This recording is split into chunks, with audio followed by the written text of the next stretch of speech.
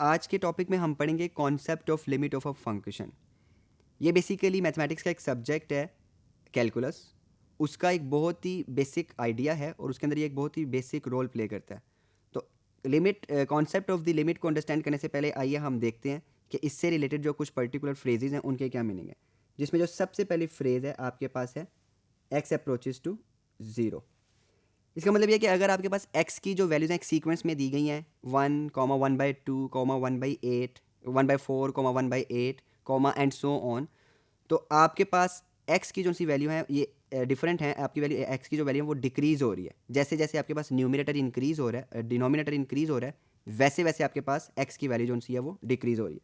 इसे मैं चाहूँ तो मैं दूसरी तरह से इस तरह से लिख सकता हूँ 1/2 1/2 1/2 1/2 क्यूब एंड सो ऑन। और जो इसकी जनरल टर्म बनेगी वो बनेगी 1/2n। तो इस तरह से जो आपके पास ये है एक ये ज्योमेट्रिक सीक्वेंस बन रही है।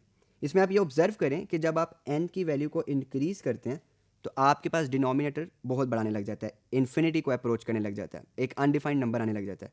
और इस तरह से जो आपके पास x की वैल्यू है वो ज़ीरो की तरफ अप्रोच करने लग जाती है। इसी बात को मैं मैथमेटिकली या सिम्बोलिकली इस तरह से लिख सकता हूँ,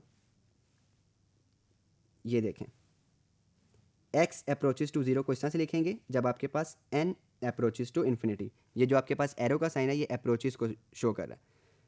नेक्स्ट हम देखते हैं आपके पास है x अप्रोचेस टू इन्फिनिटी, दूसरी फ्रेज यहाँ पे x अप्रोचेस टू इन्फिनिटी। इसमें यह है कि अगर आपके पास x की वैल्यूज़ बहुत बड़ी होती जा रही हैं, पहली वैल्यू थी 1, दूसरी वैल्यू थी 10, उसके बाद आपके पास थी 100, then 1000 and so on and so forth. अगर x की वैल्यूज़ इंक्रीज़ होती जाएँ तो आपके पास ये कभी x की वैल्यूज़ इंक्रीज़ हो रही हैं जब आप इसको दूसरी तरह से इस तरह से भी लिख सकते हैं कि 10⁻0, 10⁻1, 10 squared, 10 cube and so on and so fourth. और इसमें जो जनरल टर्म बनेगी वो आपके पास बनेगी 10⁻n। अब इसमें आप देखें जब आप n को इन्फिनिटी की तरफ अप्रोच कराते हैं तो जो x की एक्चुअल वैल्यू है वो भी इन्फिनिटी की तरफ अप्रोच कर रही है। तो इसको सिंबॉलिकली इस तरह से लिखा जा सकता है कि x approaches to infinity whenever n is approaching to infinity. जब आप n को बहुत बड़ा ले रहे हैं तो उसके अकॉर्डिंगली x भी एक बहुत बड़ा अनडिफाइंड नंबर आने लग जाएगा। यहाँ एक बात बहुत ही इंपॉर्टेंट और वो ये कि x अप्रोचेस टू ज़ीरो और x is equal to zero, इन दोनों फ्रेजेस के अंदर they are completely different. x approaches to zero का मतलब यह है कि आपके पास जो x है वो ज़ीरो की तरफ अप्रोच कर रहा है या ज़ीरो को टेंड कर रहा है, लेकिन एक्चुअली ज़ीरो नहीं है। जबकि आपके पास x is equal to zero का मीनिंग है कि x इज़ एक्चुअली ज़ीरो। इसी आइडिया को थोड़ा सा हम ज्योमेट्रिकली अंडरस्टैंड करते हैं। आपके पास ये एक सर्कल है जिसका रेडियस 1 है। अगर मैंने इसका एरिया कैलकुलेट करना है तो वी नो दैट कि इसका फार्मूला होता है पाई आर स्क्वेयर्ड। आर की वैल्यू को 1 पुट करें तो आपके पास 3.142 आ जाएगा जो कि सर्कल का एरिया है। अब मैं इस सर्कल के अंदर एक स्क्वायर को इंस्क्राइब कर देता हूँ।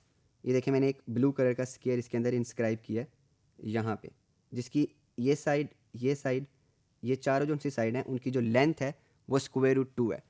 और अगर मैंने इसका एरिया निकालना है तो मैं फार्मूला यूज़ करूँगा एल स्क्वेयर्ड, तो √2 इंटू √2 आपके पास 2 आ जाएगा। यहाँ पे एक बहुत ही इंपॉर्टेंट चीज़ आप ये नोट करें कि जो आपके पास ये रिमेनिंग पोर्शन रह गया है सर्कल का, ये एरिया ऑफ द सर्कल से बाहर है। और एरिया ऑफ द सर्कल आपने देखा है 2 है, और एरिया ऑफ द स्क्वायर जो है वो आपके पास 2 है, और जो एरिया ऑफ द सर्कल है वो 3.142 है। और जो एरिया ऑफ स्क्वायर है डेफिनेटली वो सर्कल के अंदर है तो वो छोटा आया।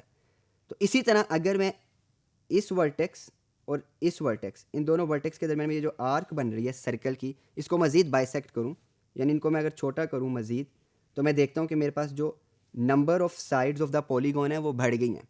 इस वक्त मेरे पास 8 साइडेड फिगर आ रही है।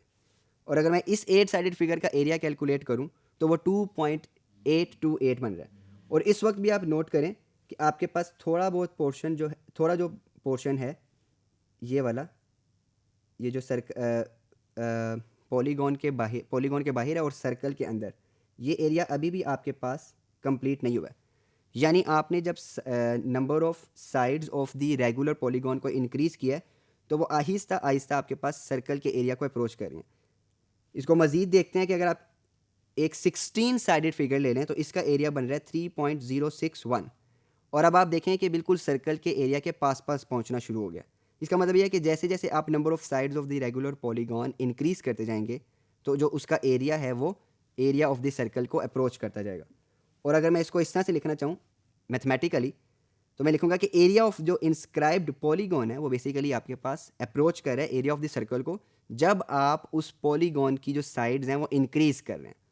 तो आप ये कह सकते हैं कि लिमिट जो बेसिकली है area of the inscribed regular polygon वो सर्कल का एरिया है। यानी आपके पास जो हद है अंदर जो सी आपने पॉलीगॉन्स को इंस्क्राइब किया है उनके एरिया की जो हद है वो बेसिकली आपके पास सर्कल के एरिया की हद होगी, सर्कल का एरिया होगा। और इसी अप्रोच को हम एक दूसरे मेथड से भी देख सकते हैं, उसका नाम है न्यूमेरिकल अप्रोच। आपके पास एक फंक्शन गिवन है f of x is equal to x cube. अगर मैं इसमें इंडिपेंडेंट वेरिएबल एक्स की डिफरेंट वैल्यूज़ को सपोज पुट करता हूँ और 2 के करीब लेके जाता हूँ, ये देखें 1.9999 तक, जब मैंने अब एक्स के अंदर 1 पुट किया है तो एफ ऑफ एक्स 1 क्यूब 1 आ जाएगा। जब 1.5 पुट करूँगा 3.375 आएगा, 1.8 5.832 और इस तरह जब मैं 1.999 इसमें एक्स में पुट करूँगा तो आपके पास जो functional value F of x जो कि एक्स क्यूब है उसका क्यूब 7.99988 आ रहा है। यानी आपके पास जो वैल्यू है वो 8 की तरफ जा रही है जब आपके पास इंडिपेंडेंट वेरिएबल की वैल्यू 2 की तरफ जा रही है। ये आपने देखा किस साइड से अप्रोच कर रही थी, from the left side of the independent variable 2।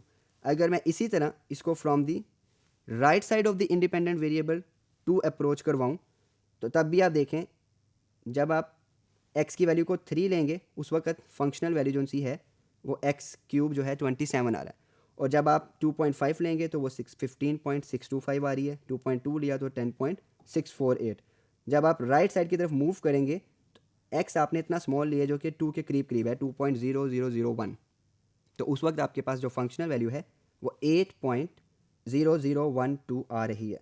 तो इस तरह से आप ये कह सकते हैं कि जो आपके पास 8 है वो एफ ऑफ एक्स की लिमिट है जब x अप्रोच करेगा 2 को। और अगर मैंने इसको मैथमेटिकली लिखना है तो मैं इस तरह से लिखूंगा कि f of x approaches to 8 when x approaches to 2। और मज़ीद इसको मैथमेटिकली लिखने के लिए मैं लिखूंगा LIM limit of x cube is equals to 8 when x approaches to 2। Hope you will have got an idea of limit of a function.